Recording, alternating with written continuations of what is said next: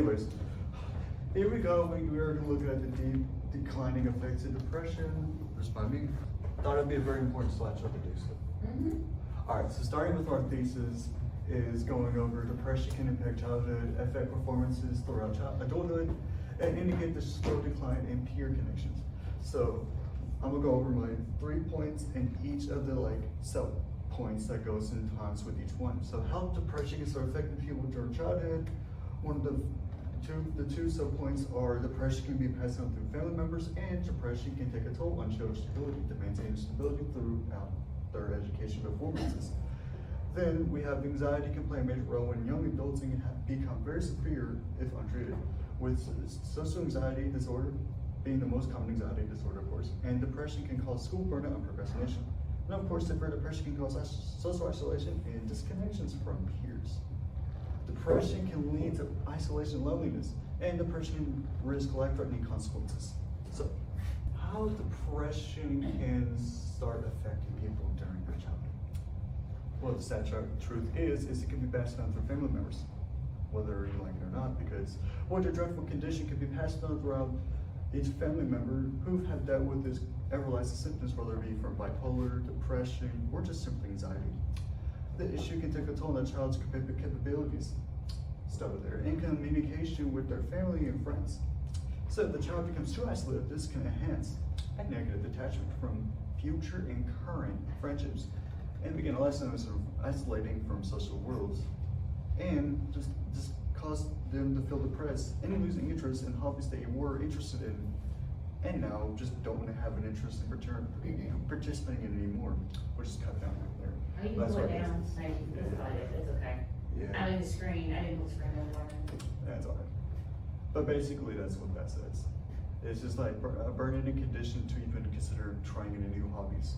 So how depression can start affecting people during their childhood? That's our next point. So our first sub point going to that is depression can take a toll on children's ability to maintain stability throughout their education performances. This is the second sub point, my bad. So kids who may suffer more from their families or with their families if it's passed down, may be dealing with a phenomenon such as childhood trauma. This is trauma that they have dealt with either from toxicity from their own families, or their families have witnessed their child going through something that they don't know yet.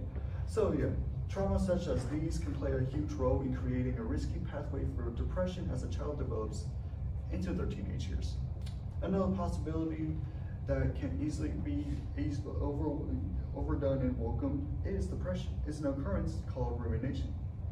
Rumination in book, which is basically a repetitive of thoughts and ideas in mind that maybe use a strategy for the stress, which has also been noted as a chronic coping mechanism for developing children and depressed teens. Oh.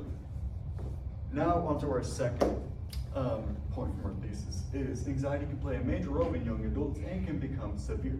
Social anxiety, or SAD, because it really is the most common anxiety disorder. Those with SAD struggle with the judgment of others, regardless if it's in a negative or positive light, like the yin yang. Socially anxious people were considered their biggest, let me rephrase that, their own biggest critic, and can be brutal upon their own judgments.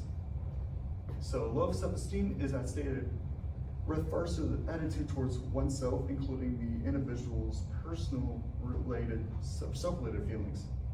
Source, Howells Powell. And then our second sub point, going to young adults with anxiety, can be just depression causing school burnout and procrastination. So what is procrastination? Well, thank you for asking.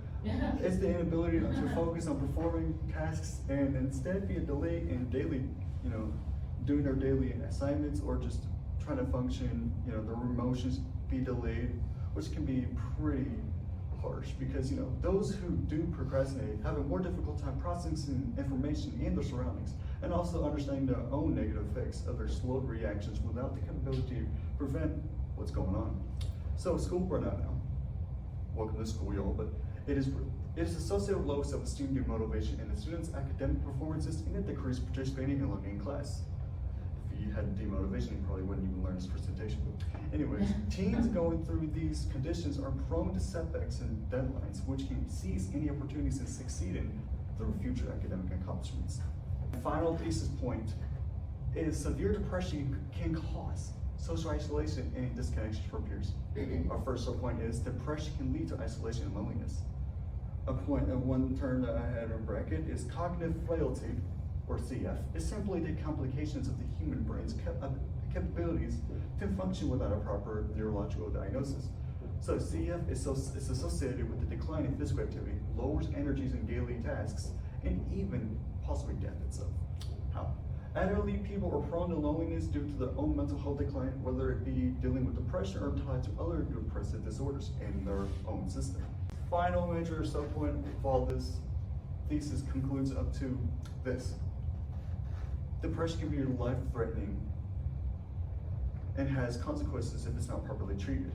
With that being said, consequently, depression has affected the general public health and has implemented higher societal costs. Sad truth is, life is expensive even if you have a bad mental health stability.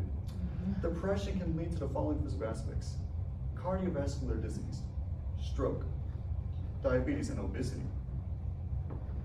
If depression does not get properly treated, it can lead to the victim turning into, you guessed it, suicide as their way out. As unfortunate as it is. So, there are many different solutions out there, and before I rant on this, like for me, first, keep your water spinning for spells and hydration. Need to refresh my brain to conclude this, because well, there are many different solutions, but for me personally, and this is a personal one, which is why I decided to use it, a simple solution which can benefit in calming the symptoms of depression. Music can help reduce anxiety. Music is a gateway in relieving stress after a long day of school/work, or the go-to solution to soothe the nerves circulated throughout the human body. Music is useful due to being a risk-averse method in meditating clinically ill patients. And of course, music can depict certain moods, such as lo-fi hip-hop. Can help one person focus on homework while enjoying the grainy sound effects used in the background of each track, like the rain or classical music, which does well at calming individuals who are remaining at peace during their studies, because the classic pianos and all that melodies.